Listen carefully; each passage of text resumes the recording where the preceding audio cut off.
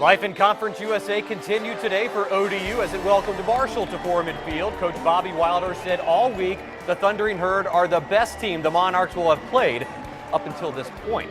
I'm Brian Parsons. ODU came in today's game as 18-point underdogs to an undefeated Marshall team that has outscored its opponents by nearly 30 points per game. In 4 games, the Thundering Herd have not even allowed a first-half touchdown.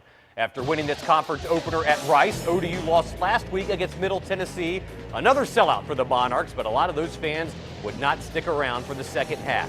First possession for the Thundering Herd, and here's 6'1", 243-pound running back Devon Johnson breaks free for a 45-yard run before finally being tripped up. And a couple of plays later, Johnson straight in for the score. He had 198 yards on 20 carries. Marshall up 7-0. Still in the first quarter, Remi Watson going to run it in. That's 10 yards out to put Marshall up 14-0. Monarchs having serious trouble stopping the Thundering Herd's run game. They're also having trouble on offense. Taylor Heineke, the worst game of his career, 10 of 25, 85 yards, and that interception that led to another Marshall touchdown. After falling behind 28-0 in the first quarter, ODU finally gets on the board after a Marshall turnover. Heineke to Zach Pascal, 21-yard touchdown pass, but the damage was already done at that point. Heineke sacked 5 times in the game. ODU trailed 42-7 at the half, and Marshall goes on to win it 56-14. It's the worst home loss in team history.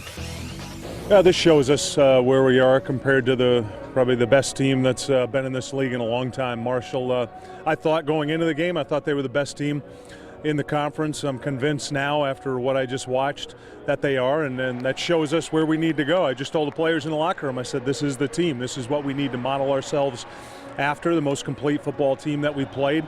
But it's also just one game. You know, we're 3-3 right now, and as I told our players, biggest game of the year is next week out at UTEP.